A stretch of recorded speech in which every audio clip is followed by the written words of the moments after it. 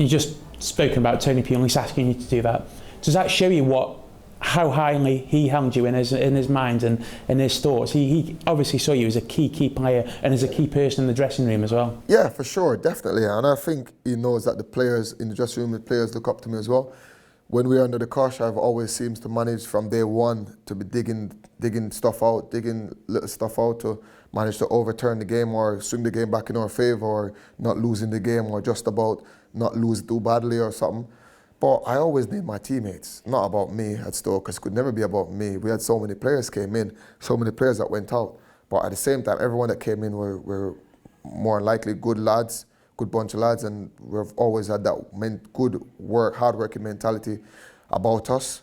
And I think that's what gives us the impetus of achieving all those stuff that we achieved, because when you work hard, you always have a chance.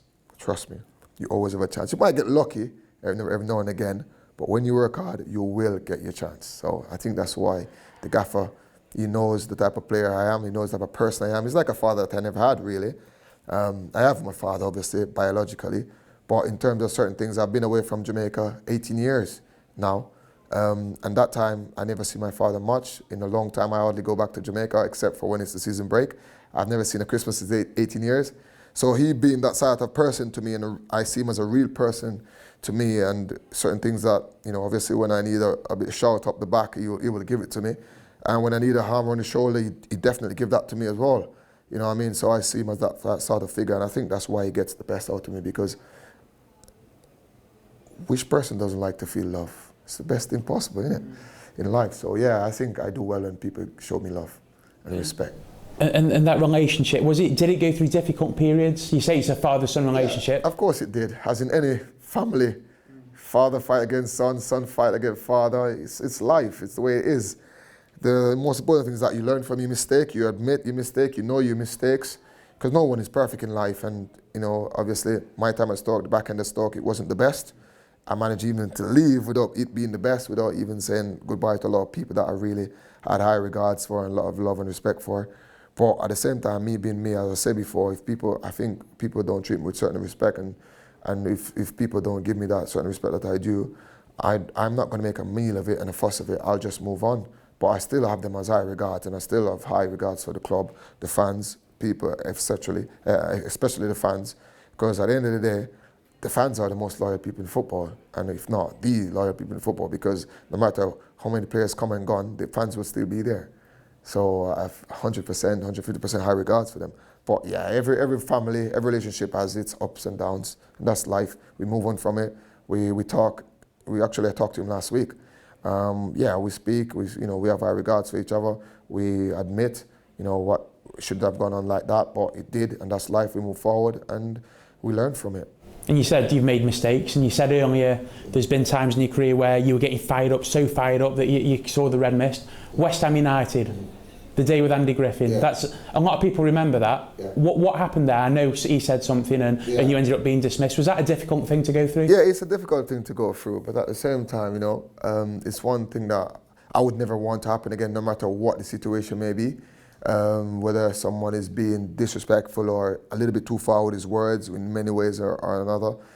Or at the same time, I've done the crime, I've paid the penalty heavily, 2 weeks wage fine at Stoke, and at the same time I cost my team the 3 points. Maybe if I'd still be on the pitch, maybe we would have probably drew the game 1-1 or maybe come back and win the game, you never know. But it's one where, as I said before, I don't like losing.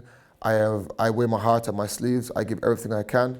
I've always showed players, teammates respect, managers respect, the entire club respect. But at the same time, I want to win. And sometimes it might boil over a little bit too far, whether by words or whether by actions or whatever. And it's something that we regret, and we get over it and we move on from it. Obviously, after the FA Cup success, you missed out in the final. Was that heartbreaking for you? Very much so. Unbelievable heartbreaking, because I just thought that if I had been on the pitch with the form that I was on, with the team that we were playing as well, I've managed to score in the cup against them regularly. I just thought that even in the league, I had chances to score on them. I've always create chances or get chances to score on them. I just thought that it's a game where I was definitely going to be needed then, Because I think during that period I wasn't having the best of times because the manager was putting me on the bench for whatever reason. Was putting me on the bench and I wasn't playing as much as I used to. And maybe that has got to me a little bit because I'm the player who, no matter what age I am, I know I can do the job, I know I can do the business. I've showed it time and time again. I am the type of player who I do my thing, it's my style. You either love it or you either hate it or you either appreciate it or you either not appreciate it. And I just thought that in the last half I was being misread a lot and I wasn't being playing. And I just thought that that was a game I would have been needed because it was all set up for us to win that game that day. But in life, if you don't take your chances, you're going to lose it. And we had chances to win the game, even with me being on the sideline watching from my booth on my foot and my stick in my two arms. We had chances. I mean, Kenyon had 2 chances, I remember, before Yaya Toure scored. But it's one of them games where I just felt so bad because I knew if I was on the pitch, if I wasn't injured, we would have definitely taken home the FA Cup trophy because we would have definitely taken home that trophy. So it's just one of them where I felt so bad and I felt so hurt. Even the players that's on the pitch who was crying after the game, I don't think they felt, they obviously felt it a lot, but I just felt that, that's my chance of winning a trophy. Because with all due respect, it's not rocket science. We're never going to win the Premier League. With all due respect, you have to have a belief and nothing is impossible, but at the same time, you got to be real with yourself.